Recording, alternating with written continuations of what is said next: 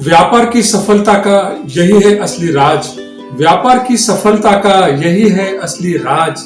मजबूत टीम से ही होता है बड़े सपनों का आगाज। एकता में शक्ति है, ये बात रख लो याद। एकता में शक्ति है, ये बात रख लो याद। टीम के बिना अधूरी है हर कारोबार की बुनियाद। नमस्कार दोस्तों, एक अच्छी टीम के बिना आप एक अच्छे बिजनेस के बारे में सोच भी नहीं सकते हो। आज हम टीम के रिलेटेड ऐसे पॉइंट्स देखने वाले हैं जिसे सुनकर आपको टीम बनाने से लेकर टीम से आपके बिजनेस गोल अचीव करने तक पूरा गाइडेंस मिलने वाला है। इसी के साथ मैं आपको बिजनेस के रियल लाइफ प्रॉब्लम्स भी बताऊंगा। इनमें से कुछ प्रॉब्लम्स मैंने देखे हुए हैं जो अलग व्यवसायों से है, और कुछ प्रॉब्लम तो मेरे बिजनेस में भी हुए हैं। फिर उन प्रॉब्लम से बाहर आने के लिए क्या क्या सॉल्यूशंस है वो भी मैं डिस्कस करूंगा। इन सॉल्यूशन में कुछ रियल लाइफ एग्जांपल्स भी होंगे और कुछ टेक्निकल बातें भी होंगी जो कि बहुत ही आवश्यक है। तो दोस्तों, ये वीडियो बहुत ही डिटेल में होने वाला है। यदि आप एंटरटेनमेंट चाहते हो तो ये वीडियो आप बंद कर दीजिए, ये वीडियो आपके लिए नहीं है। Welcome to Trending Jagat. Like, comment and subscribe. आपके बिजनेस टीम में आपके अलावा एक व्यक्ति हो या फिर आपके बिजनेस में 100 व्यक्ति हो, आपके बिजनेस में प्रॉब्लम तो आएंगे ही। यदि आप टीम के प्रॉब्लम सॉल्व कर पाए तो यही टीम आपको आपके बिजनेस गोल तक पहुंचाएगी। तो दोस्तों, जो बिजनेसेस में कॉमन प्रॉब्लम्स आते हैं पहले हम उनको देखेंगे। पहला है स्किल्ड टीम नहीं मिलती। आप जिस तरह की क्वालिटीज अपने स्टाफ में ढूंढ रहे हो वो नहीं मिल पाता। Number 2, expectations of skilled person is high. जो स्किल्ड पर्सन होते हैं उनकी एक्सपेक्टेशंस बहुत ज्यादा हो जाती है, और जो आपको ट्रेनिंग मिलते हैं उनकी भी एक्सपेक्टेशन हाई होती है। उनसे रिजल्ट नहीं मिलता और कंपनी का ज्यादातर समय ट्रेनिंग देने में ही चला जाता है। इससे प्रोडक्ट क्वालिटी और सेल टारगेट पर गहरा प्रभाव होता है। तीसरा है, जो अच्छे एम्प्लॉय होते हैं जिन्हें आप चाहते हो, जो आपके बिजनेस के लिए प्रोग्रेस लाते हैं, वो अधिक समय तक टिक नहीं पाते। कभी कभी हम जिन्हें ज्यादा ट्रेनिंग देते हैं वो ट्रेनिंग के बाद छोड़कर चले जाते हैं और हम सिर्फ एक ट्रेनिंग कंपनी बनकर रह जाते हैं। एक तरफ से अनस्किल्ड लोग आते हैं, हम उनको ट्रेनिंग देते हैं, सैलरी देते हैं, और दूसरी तरफ से वो हमें छोड़कर चले जाते हैं। नंबर 4, बिजनेस में हेल्पिंग कल्चर बिल्ड नहीं हो पाता, जिसकी वजह से टीम में हमेशा तनाव और झगड़े होते रहते हैं। खास करके ये सेल्स टीम में जल्दी देखने को मिल जाता है। नंबर 5, टीम के सदस्य बॉस से काम की उम्मीद करते हैं, और यदि बॉस ने कर दिखाया तो ताली बजाते हैं और कहते हैं कि बॉस आप ही ये काम करो क्योंकि आप बहुत अच्छे करते हो। हालांकि उसी काम के लिए उस सदस्य की नियुक्ति हुई होती है। नंबर 6, लोग नई चीज सीखते नहीं है, नए बदलाव अपनाते नहीं है, जिसकी वजह से प्रोग्रेस नहीं हो पाती। नंबर 7, कुछ लोग ऐसे होते हैं जो नई चीजें सीखते हैं लेकिन सारा दिन सारा समय सिर्फ सीखने में ही लग जाता है। काम के टारगेट पर उनका फोकस नहीं होता है, लेकिन खुद को अच्छा इम्प्रोवाइज कर लेते हैं। हमें लगता है कि बंदा बहुत होशियार है, आगे जाके काम में आएगा, लेकिन बाद में वो बड़ी कंपनी में चला जाता है, वो कुछ ज्यादा ही होशियार निकलता है। कुछ लोगों की पहले से ही बड़ी कंपनियों में सेटिंग होती है और वो उस दूसरी कंपनी की रिक्वायरमेंट पूरी करने के लिए आपके कंपनी में आते हैं, एक्सपीरियंस लेते हैं। जैसे ही उनकी रिक्वायरमेंट कंप्लीट हो जाती है वो जॉब छोड़कर चले जाते हैं। नंबर 9, बड़े कंपनियां भी दूसरी बड़ी कंपनियों के एम्प्लॉयज पर नजर रखे हुए होती है, वो एक दूसरे के एम्प्लॉयज को अपनी तरफ खींचते रहते हैं। नंबर 10, कई बार लोग कहते हैं कि वो जॉब में बहुत स्ट्रेसफुल फील करते हैं। इसमें वो रीजन देते हैं कि बॉस अच्छा नहीं है, काम का प्रेशर है, टारगेट का प्रेशर है, क्लाइंट ज्यादा डिमांडिंग रहते हैं। दोस्तों, क्या आपके बिजनेस में भी ऐसे प्रॉब्लम आते रहते हैं? ऐसे प्रॉब्लम सारी कंपनी में आते हैं, बड़ी कंपनियों में भी ऐसे प्रॉब्लम्स आते रहते हैं। बड़ी कंपनियां अक्सर इस पर इलाज ढूंढती रहती है। मैं इस वीडियो में ये भी बताऊंगा कि वो बड़ी कंपनियां क्या क्या करती है। इससे पहले मैं कुछ रियल लाइफ एग्जांपल्स भी आपसे शेयर करना चाहूंगा। इनमें से कुछ शायद आप अपने लिए रिलेट कर पाओगे। मैं पहला एग्जांपल बताता हूँ। मेरे एक दोस्त है हरि प्रसाद, उनका सौंदर्य प्रसाधन बनाने का व्यवसाय है। उन्होंने जब मुझसे सलाह मांगी कि बिजनेस को एक्सपांड कैसे करूं, उन्होंने उनके प्रोडक्ट्स अमेज़न और फ्लिपकार्ट जैसी कंपनियों में रजिस्टर किए हुए थे, लेकिन वहां से सेल नहीं हो रहा था। उनको लोकल एरिया से तो डिमांड आती थी, लेकिन हर वक्त ऑर्डर के मुताबिक मॉल या दुकानों में जाने तक ऑर्डर कैंसिल हो जाती थी। मैंने उनसे पूछा कि आप खुद ही प्रोडक्ट बनाते हो और खुद ही सेल करते हो और बिजनेस एक्सपांड करने की बात करते हो, तो सेल के लिए, उसकी डिलीवरी के लिए या फिर डिस्ट्रीब्यूशन के लिए कोई अच्छा आदमी क्यों नहीं रख लेते? तो उन्होंने बताया कि भाई साहब, सेल की तो कोई गारंटी नहीं होती है, लेकिन जो व्यक्ति हम रखेंगे उसके लिए सैलरी तो देना पड़ेगा, इसीलिए हर जगह मैं अकेला ही भागता हूँ। दोस्तों, दूसरा एग्जांपल देखेंगे। मेरे एक अजीज दोस्त है ऋषिकेश। ऋषिकेश का बड़ी कंपनियों में सेंट्रल एसी लगाने का काम है। जब ऑर्डर नहीं होता है तो वो किसी को काम पर नहीं रखते, लेकिन जब ऑर्डर मिलता है तो उन्हें बड़ी मैन पावर की आवश्यकता हो जाती है। तब वो लोग ढूंढने में लग जाते हैं, लोग मिलते नहीं हैं। यदि लोग मिलते हैं तो ट्रेनिंग का इश्यू होता है, फिर काम की क्वालिटी पर असर होता है। उसने फिर स्ट्रेटेजी बदली और ऐसा भी ट्राई किया कि जब ऑर्डर नहीं था तब कुछ लोगों को काम पर रखा। वो लोग ऑफिस में आते थे, काम नहीं था तो टाइम पास हो जाता था। धीरे धीरे साइमल्टेनियसली वो लोग दूसरी जगह जॉब के लिए अप्लाई करने लगे। यहाँ पर मुफ्त की सैलरी लेने के बाद उन्होंने जहाँ पर भी जॉब के लिए अप्लाई किया था, वहां से जो ऑफर अच्छा लगा तो उस जॉब के लिए वो ये जॉब छोड़कर चले जाते थे। और जब मेरे दोस्त को कुछ नया काम मिलता था, नया ऑर्डर मिलता था, तो उसके पास फिर भी आदमी नहीं होते थे। मुफ्त की सैलरी देने से जो नुकसान हुआ वो अलग। मैंने भी टीम मैनेजमेंट के रिलेटेड काफी प्रॉब्लम्स मेरे बिजनेस में भी देखी है। मेरा एलिंजे टेक्नोसॉफ्ट नाम से सॉफ्टवेयर डेवलपमेंट का बिजनेस है। मैं टायर 2 सिटी से आता हूँ। प्रोग्रामिंग के लिए मुझे क्वालिटी प्रोग्रामर्स मिलते नहीं है, जो आते हैं वो फ्रेशर्स ही आते हैं। फ्रेशर्स लोगों का कहना है कि यदि किसी ने उन्हें जॉब ही नहीं दिया तो फिर एक्सपीरियंस कहाँ से आएगा। इंटरव्यू के वक्त मुझे एक भी बंदा ऐसा नहीं मिला जिसने उसके कॉलेज के दिनों में खुद किसी प्रोजेक्ट पर काम किया हो। लास्ट ईयर में ये लोग कहीं से प्रोजेक्ट परचेस करके लेके आते हैं। उनके मार्कशीट में ढेर सारे मार्क्स होते हैं, लेकिन कंप्यूटर पर बिठाने पर किसी का भी रिजल्ट नहीं आता। ठीक है, फिर हमने वो भी करके देखा। फ्रेशर्स को जॉब पर रखना चालू किया। उनके ज्वाइनिंग के बाद शुरुआत के 3 महीने तो उनको काम सीखने में ही लग जाते हैं। उसमें से पहला महीना तो हमारा ट्रेनिंग में ही निकल जाता है। शुरुआत के 3 महीनों के बाद का जो समय है उसमें रिजल्ट डायरेक्टली नहीं आता, तो उसमें भी और 3 महीने निकल जाते हैं। और इस तरह से 6 महीने कंप्लीट करने के बाद वो लोग मल्टीनेशनल कंपनी में चले जाते हैं। फिर एक्सपीरियंस सर्टिफिकेट के लिए उनके फोन आते रहते हैं और फिर हमें उस एक्सपीरियंस लेटर में लिखना पड़ता है कि वो बहुत अच्छे परफॉर्मर थे और हमें उनसे कोई शिकायत नहीं है। 6 महीने की सैलरी गई पानी। इन फ्रेशर्स के भरोसे हम कोई नया काम भी नहीं ले सकते थे। जिसका काम लिया था उस कस्टमर का भी नुकसान, पैसा, वक्त और रिप्यूटेशन सब बर्बाद। छोड़कर जाने से पहले इनकी दूसरे एम्प्लॉइज से अच्छी पहचान हो जाती है, तो जाने के बाद वो दूसरों को भी लेके जाते हैं। बोलते हैं कि उधर चलो, वहां पर ज्यादा सैलरी है। अपने ऑफिस के अलावा इनके अलग से व्हाट्सएप ग्रुप ये लोग क्रिएट करते रहते हैं। एक दूसरे को ये लोग हमेशा गुमराह करते रहते हैं, जॉब करते समय भी और जॉब छोड़ जाने के बाद भी। और हमारी टीम बिल्डिंग ऑफिस के बाहर के लोग, बाहर के लीडर, उनके अलग ही लीडर जो उन्हें घुमाने लेके जाते हैं, दारू पिलाते हैं, उनका अलग से बॉन्डिंग बनाते हैं और कंपनी का सत्यानाश। कुछ लोग तो मेरे ऑफिस में मेरे सामने दूसरे लोगों को बताते हैं कि उनके दोस्त को कैसे अच्छी तरह से नौकरी मिली है और वो किस तरह से यहाँ पर फंस गया है। और वो लोग डिस्कस करते हैं कि अब उन्हें क्या करना चाहिए, क्या करे। हमें एम्प्लॉय चाहिए था और बॉस मिल गया। किसी को पड़ी नहीं है कि वो लोग जहाँ पर ज्वाइन हुए हैं उनके गोल क्या है, उनके प्रोग्रेस के लिए काम करना चाहिए भी या नहीं। एम्प्लॉयर सोचता है कि पढ़े लिखे एम्प्लॉय से अच्छी ग्रोथ करने को मिलेगी, और पढ़ा लिखा एम्प्लॉय सोचता है कि मैंने कॉलेज में इतने सारे पैसे देकर डिग्री हासिल की है, अब तो मैं अच्छी सैलरी डिजर्व करता हूँ, काम करने की क्या जरूरत है, अच्छा आईफोन लेना है, गाड़ी पर घूमना है। अब ये लोग एक दूसरे को भड़काते रहते हैं, गुमराह करते रहते हैं। और आम लोग कहते हैं कि मार्केट में जॉब नहीं है, और हमारे जैसे बिजनेसमैन कहते हैं कि लोग नहीं मिल रहे। दोस्तों, हमारी सिटी में एक एमएनसी कंपनी है।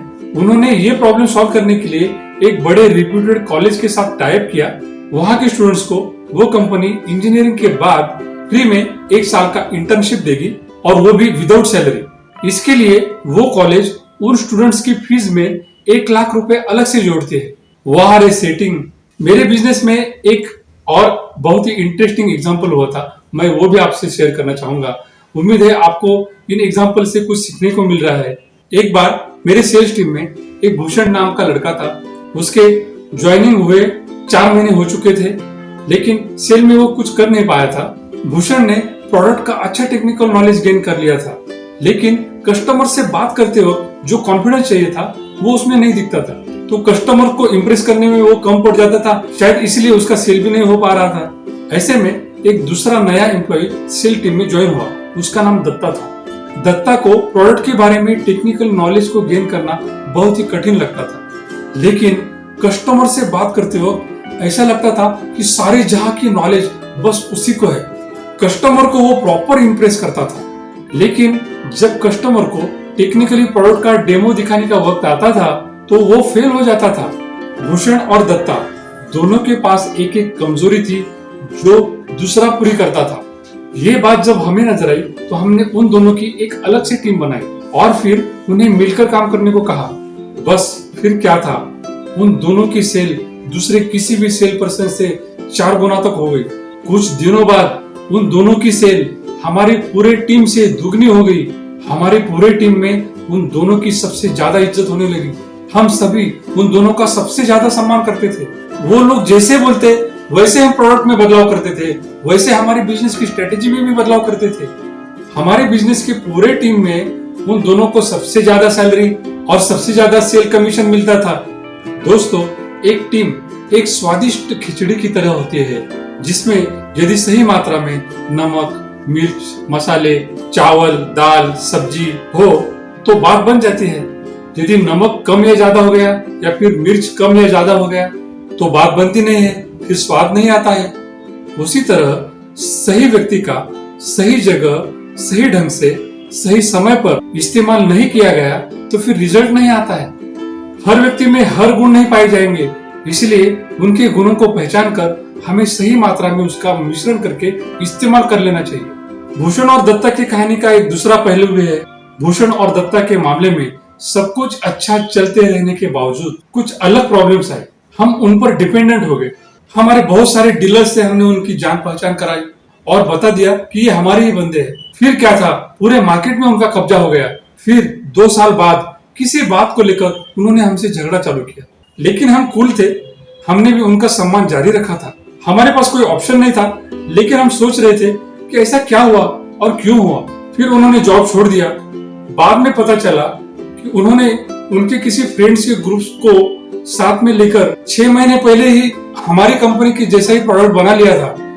उसके लिए हमारे ऑफिस की विश्वसनीयता भी दांव पर लगाई गई थी। ऐसे भी कुछ चीजें हुई थी और उनकी दुकान 6 महीने पहले ही शुरू हो गई थी। पैसों की भूख जब दिलों में बसती है, पैसों की भूख जब दिलों में बसती है, इंसानियत की जगह हैवानियत सजी रहती है। लालच की आग में जलता है सारा जहान, लालच की आग में जलता है सारा जहान, धन की दौड़ में खो जाता है इंसान। दोस्तों, ऐसे बहुत सारे एग्जांपल्स हैं जो मेरे बिजनेस में भी है, हर एक के बिजनेस में होते रहते हैं। कहीं पर इनकॉम्पिटेंट एम्प्लॉइज, कहीं पर ज्यादा होशियार एम्प्लॉइज और कहीं पर बिजनेस के अपने प्रॉब्लम्स होते हैं। तो अब तक तो आप समझ ही गए होंगे कि बिजनेस ग्रोथ में सबसे बड़ी दुविधा टीम मैनेजमेंट की होती है। टीम नहीं तो प्रॉब्लम्स, टीम है तो अलग प्रॉब्लम्स। मेरे बिजनेस के टीम मैनेजमेंट के प्रॉब्लम को लेकर एक बार मैंने एक बिजनेस ट्रेनिंग क्लास ज्वाइन किया था। उस ट्रेनिंग क्लास में वो लोग हमें सिखा रहे थे कि एम्प्लॉइज को अच्छी ट्रेनिंग देना चाहिए, उन्हें सब कुछ सिखाओ, उन्हें खुश रखो तो वो हमारे बिजनेस को खुश रखेंगे। आखिर वही तो काम करेगा। एक अच्छे लीडर को और भी अच्छे लीडर्स बनाने की जरूरत होती है, वगैरह वगैरह। तो दोस्तों, जहाँ पर मैंने वो क्लास लगाया था, जहाँ पर बिजनेस की ट्रेनिंग हमें मिलती थी, वहाँ पर जो हमारे लीडर थे, मतलब जो हमें सिखाते थे, वो वहाँ पर एम्प्लॉइज थे, लेकिन उनके अलग खुद के बिजनेसेस भी थे। एक दिन उन लीडर्स को, मतलब जो हमें पढ़ाते थे, उनको वो जिस बिजनेस ट्रेनिंग क्लास में लीडर थे, उस बिजनेस का बिजनेस मॉडल अच्छा लगा। मतलब उस ट्रेनिंग क्लास का बिजनेस मॉडल उन्हें अच्छा लगा। फिर उन्होंने उस बिजनेस ट्रेनिंग क्लास के जो ओनर थे उन पर कुछ गंभीर आरोप लगाए। उसके लिए हमारे जैसे लोगों से सहानुभूति बटोरी और बाद में अपनी अलग दुकान चालू कर ली। ओरिजिनल ओनर्स का दुकान बंद और उनके एम्प्लॉइज का अलग से दुकान चालू। टीम मैनेजमेंट के जिस चीज को लेकर मैंने वो बिजनेस ट्रेनिंग क्लास लगाई थी, उसका जवाब मुझे उस क्लास से मिलने की अब उम्मीद बिल्कुल नहीं रही। बड़े कंपनियों में भी बड़े प्रॉब्लम्स आते रहते हैं, जैसे कि जेट एयरवेज कंपनी के अलग अलग डिपार्टमेंट्स के अलग अलग टीम में बहुत ज्यादा कम्युनिकेशन गैप आता था, जिसकी वजह से उनमें ऑपरेशनल इनएफिशिएंसीज होती थी। प्रॉब्लम इतना बढ़ गया कि फ्लाइट्स तक डिलेज होने लगे थे और कस्टमर को बहुत खराब सर्विस मिलने लगी थी। इससे जेट एयरवेज कंपनी का रेपुटेशन खराब होने लगा था। बाद में उन्होंने एक इंटीग्रेटेड कम्युनिकेशन सिस्टम बनाई और फिर सारे डिपार्टमेंट में इस तरह से ट्रेनिंग शुरू की कि उनमें कम्युनिकेशन अच्छी तरह से बरकरार रहे। दूसरे कंपनी का एग्जांपल बताता हूँ। इन्फोसिस कंपनी को भी कर्मचारियों के अत्यधिक पलायन से काफी मुसीबतों का सामना करना पड़ा था, जिसके वजह से इन्फोसिस कंपनी में टैलेंट की कमी होने लगी। रिक्रूटमेंट और ट्रेनिंग में बहुत ज्यादा खर्चा करना पड़ा। उनका टाइम बर्बाद हुआ वो अलग, प्रोजेक्ट्स टाइम पर कंप्लीट ना होने से कंपनी का नुकसान हुआ वो अलग। यह समस्या उनके कॉम्पिटिटर कंपनी में बहुत ज्यादा थी, जहां पर स्किल्ड प्रोफेशनल्स की काफी मांग थी। इसलिए ये लोग एक दूसरे की कंपनी के टैलेंटेड लोगों को भगा के लेके जाते थे या फिर चुरा के लेके जाते थे। इसलिए ये कंपनियां एक दूसरे के टैलेंटेड लोगों को ज्यादा सैलरी का आमिष दिखाकर चुरा के लेके जाते थे। इसके लिए इन्फोसिस कंपनी ने बहुत सख्त कदम उठाए और एम्प्लॉयज को एंगेज रखने के लिए अलग अलग स्ट्रेटेजीज बनाई। दोस्तों, एक प्रभावी टीम बनाने में व्यवसाय में बहुत अलग अलग कारणों से कठिनाई होती है, जिनमें शामिल है नंबर 1, पुअर लीडरशिप। मतलब उस बिजनेस का जो मेन लीडर होता है वो डायरेक्शन नहीं दे पाता, या फिर उस पर विश्वास की कमी हो जाती है, या फिर वो उसकी टीम के लोगों में मोटिवेशन नहीं कर पाता। दूसरा कारण है इनएडेक्वेट कम्युनिकेशन। प्रॉपर कम्युनिकेशन नहीं होता है तो उससे बहुत ज्यादा गलतफहमियां होती है, बहुत ज्यादा भ्रांतियां होती है और क्लियर कम्युनिकेशन ना हो पाने से रिजल्ट नहीं आ पाता। तीसरा कारण है अनक्लियर गोल्स या एक्सपेक्टेशंस। हर बार टीम का गोल बदलते रहने से टीम भ्रमित होती है और आपको एक्सपेक्टेड रिजल्ट नहीं दे पाती। Number 4, lack of trust and respect. लोग एक दूसरे का सम्मान नहीं करते, एक दूसरे पर विश्वास नहीं रख पाते। इसकी वजह से भी टीम में रिजल्ट नहीं आ पाता। Number 5, insufficient training. दोस्तों, हर बिजनेस में, हर डिपार्टमेंट में अलग अलग ट्रेनिंग की सुविधाएं होनी चाहिए ताकि एम्प्लॉयज को उनके टारगेट अचीव करने के लिए हेल्प हो सके। लेकिन बहुत सारी जगह पर एम्प्लॉय ही ट्रेनिंग लेने से इनकार कर देते हैं। अगला कारण है कल्चरल वैल्यूज मिसमैच। बहुत बार ऐसा होता है कि कल्चरल वैल्यूज मिल नहीं पाते तो टीम में एकजुटता नहीं आती, तो इसके वजह से भी टीम का रिजल्ट नहीं आ पाता। अगला मुद्दा है लैक ऑफ अकाउंटेबिलिटी। कुछ एम्प्लॉयज ऐसे होते हैं कि जो जिम्मेदारी लेने से कचराते हैं या फिर आगे नहीं आ पाते। अगला मुद्दा है इनएडेक्वेट रिसोर्सेस या सपोर्ट। बहुत बार ऐसा होता है कि बिजनेस उनके एम्प्लॉयज को उनका गोल अचीव करने के लिए प्रॉपर रिसोर्सेस जुटा नहीं पाते हैं या फिर उनको सपोर्ट नहीं दे पाते हैं। अगला मुद्दा है रेजिस्टेंस टू चेंज। बहुत सारे एम्प्लॉयज बदलाव के नाम से डर जाते हैं और वो बदलाव को विरोध करते हैं, पहले सोचते नहीं है। जिस तरह से दुनिया बदल रही है उस तरह से बिजनेस को बदलना चाहिए, वो ये समझ नहीं पाते। अगला पॉइंट है इनसफिशिएंट सैलरी। बहुत सारे ऐसे बिजनेसेस होते हैं, खास करके जो बिगिनर्स होते हैं, जो स्टार्टअप्स होते हैं, वो उस डेसिग्नेशन के लिए प्रॉपरली सैलरी नहीं दे पाते हैं, मतलब कम सैलरी देते हैं। इसकी वजह से लोग उन्हें छोड़कर जाते हैं। टीम का रिजल्ट न आने के हमने आज जो कारण देखे, कुछ रियल लाइफ एग्जांपल्स भी देखे, कुछ प्रॉब्लम्स के भी एग्जांपल्स देखे। अब बात करते हैं इनके सॉल्यूशन पर। दोस्तों, प्रॉपर सैलरी के अलावा हमें क्या करना चाहिए जिससे टीम की अखंडता, मजबूतता बनी रहे, टीम में नॉलेज की बढ़ोतरी हो, टीम अपने गोल को पाने के लिए एकजुटता से प्रयास करे। इसके लिए पहला सॉल्यूशन है टीम बिल्डिंग एक्सरसाइजेस। एक दूसरे को हेल्प करना, एक दूसरे से बॉन्डिंग बनाना, एक दूसरे पर विश्वास रखना। इसके लिए कुछ एक्सरसाइजेस हम कर सकते हैं। इसके लिए एस्केप रूम या फिर टीम आउटिंग या फिर कुछ कार्यशाला कंडक्ट कर सकते हैं। नंबर 2, रेगुलर मीटिंग होनी चाहिए। फॉर एग्जाम्पल, सेल टीम में जैसे ही सुबह लोग आते हैं तो एक ज्यादा से ज्यादा 10 मिनट की एक रेगुलर मीटिंग होनी चाहिए, जिसमें मोटिवेशन के अलावा काम का डिस्ट्रीब्यूशन, किसके क्या क्या प्रॉब्लम है वो तुरंत सॉल्व होनी चाहिए। और शाम को फिर से एक मीटिंग होनी चाहिए जिसमें जो सुबह डिसाइड किया था उसमें से क्या क्या अचीव हुआ, क्या नहीं हुआ, उसकी जांच कर लेना, उसमें गाइडेंस करना, ये चीजें शामिल होनी चाहिए। अगला सॉल्यूशन है क्लियर कम्युनिकेशन। टीम के सदस्यों के बीच खुले, पारदर्शी और सम्मानजनक कम्युनिकेशन के लिए बढ़ावा देना चाहिए। अगला सॉल्यूशन है defined goals and roles. Team के हर सदस्य को पता होना चाहिए कि उसका लॉन्ग टर्म गोल क्या है, उसका शॉर्ट टर्म गोल क्या है, जिसके लिए हम जॉब डिस्क्रिप्शन यानी कि जेडी या फिर उसे जॉब ओवरव्यू भी कर सकते हैं, वो लिखा हुआ होना चाहिए, जिसमें गोल और रोल के साथ साथ उनके रूल्स एंड रेगुलेशंस क्या है वो भी लिखे हुए होने चाहिए। अगला सॉल्यूशन है फीडबैक एंड रिकॉग्निशन।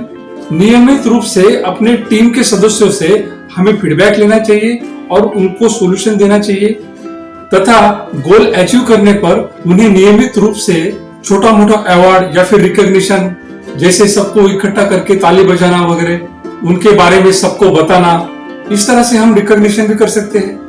अगला सॉल्यूशन है सोशल इवेंट्स को अरेंज करना। सौहार्दपूर्ण वातावरण के लिए और टीम में मेलजोल बढ़ाने के लिए सामाजिक समारोह या स्वयंसेवी अवसरों का आयोजन करना चाहिए। अगला सॉल्यूशन है ट्रेनिंग। दोस्तों, बहुत सारे लोग ट्रेनिंग लेने से इनकार करते हैं, लेकिन ट्रेनिंग की सुविधा हर टीम में हर अंतराल के बाद हमें रखनी ही चाहिए, या फिर आप बाहर के लीडर्स भी आप बुला सकते हैं। दोस्तों, टीम क्या होता है? बिजनेस में टीम का तात्पर्य कर्मचारियों, सहकर्मियों या पेशेवरों के ऐसे समूह से है जो विशिष्ट गोल या उद्देश्य या परियोजनाओं को प्राप्त करने के लिए एक साथ काम करते हैं। एक सफल व्यावसायिक टीम आमतौर पर रिसोर्सेस, रिस्पॉन्सिबिलिटीज और स्पेशलिटी को साझा करती है, जिसका उद्देश्य होता है व्यावसायिक परिणामों को बढ़ाना, प्रोसेसेस में सुधार करना, कस्टमर सेटिस्फेक्शन को बढ़ाना, रेवेन्यू एंड प्रॉफिटेबिलिटी को बढ़ाना, न्यू प्रोडक्ट्स या सर्विसेज को इनोवेट करना या फिर डेवलप करना। दोस्तों, टीम मुख्यतः दो प्रकार की होती है। एक इंटरनल टीम जो अपने बिजनेस में होती है और दूसरी होती है एक्सटर्नल टीम।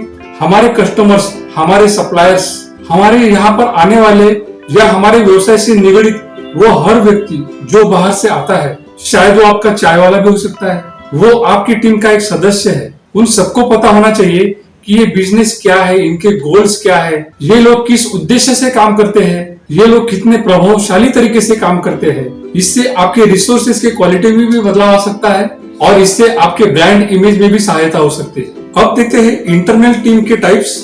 इंटरनल टीम में भी बहुत सारे टाइप्स होते हैं, जैसे कि फंक्शनल टीम या डिपार्टमेंटल टीम।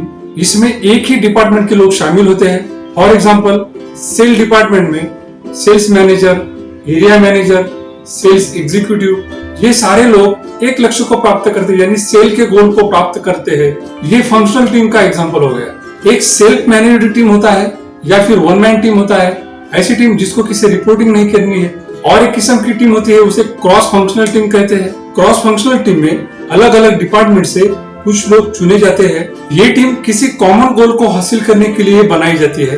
और एक टाइप की टीम होती है प्रोजेक्ट टीम।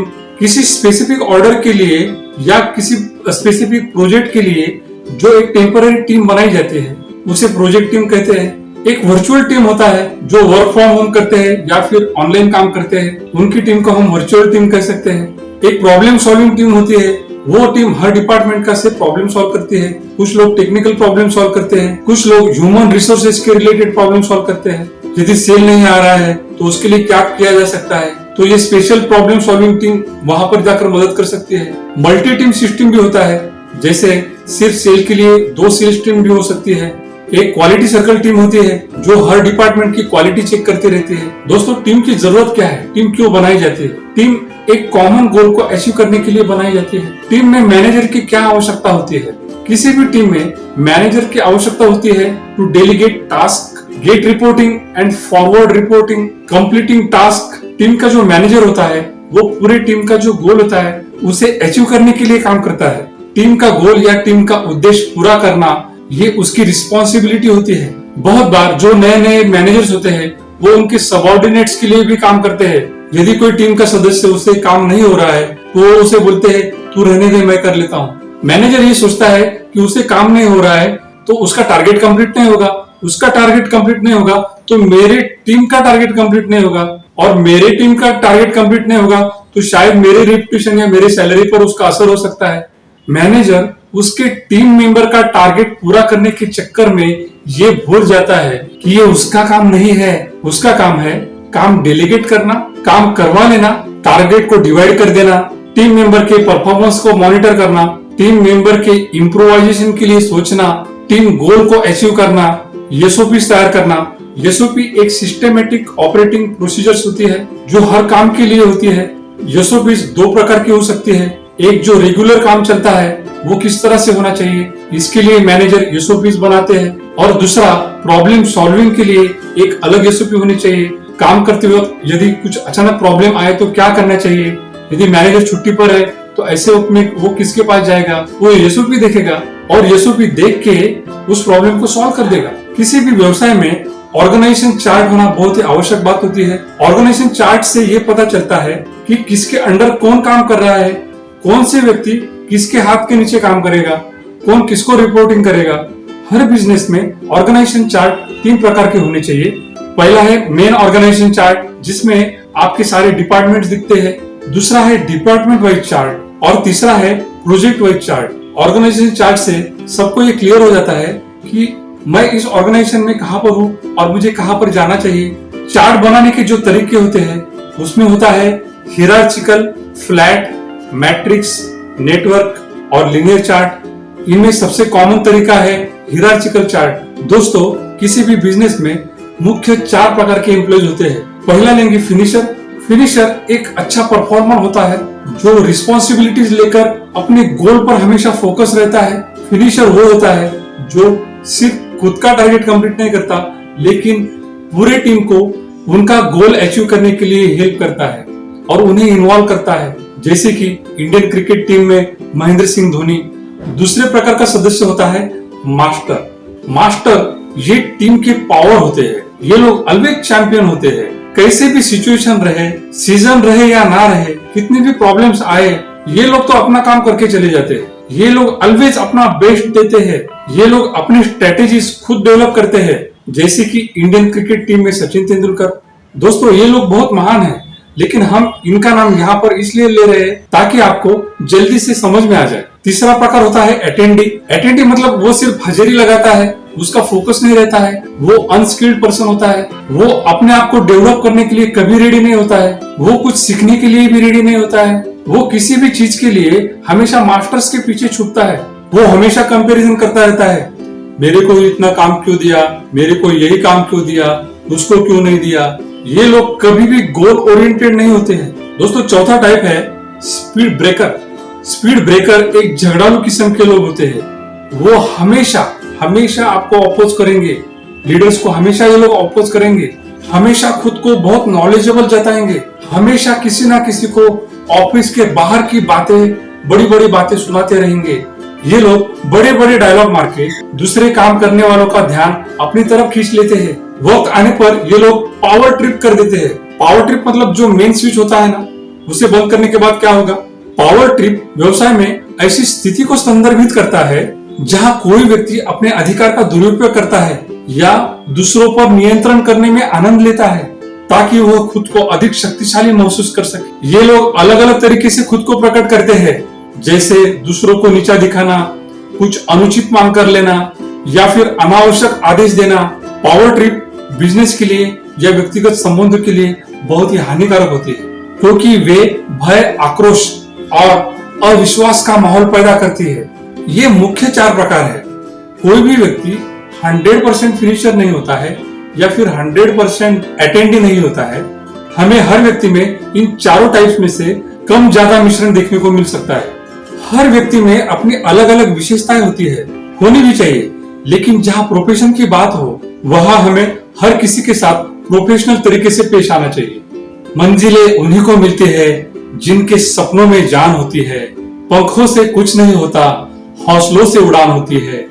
अकेला नहीं कर पाएगा वो काम जो बड़ा हो, टीम के साथ मिलकर ही सफलता की कहानी लिखी जाती है।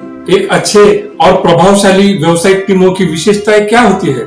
स्पष्ट गोल और स्पष्ट पर्पस, परिभाषित भूमिकाएं यानी कि रोल्स क्लियर है और क्लियर रिस्पॉन्सिबिलिटीज, खुला संचार यानी ओपन कम्युनिकेशन और सपोर्ट यानी एक दूसरे को सहयोग करना, एक दूसरे पर ट्रस्ट और अकाउंटेबिलिटी, निरंतर सीखना और खुद में सुधार लाना, और लास्ट में अनुकूलनशीलता और लचीलापन, मतलब कि हर सिचुएशन में खुद को ढालना और उसके मुताबिक काम करना। हमेशा एक साथ मिलकर एक इकाई के रूप में काम करके व्यावसायिक टीमें अधिक सफलता प्राप्त कर सकती है और संगठनात्मक विकास को आगे बढ़ा सकती है।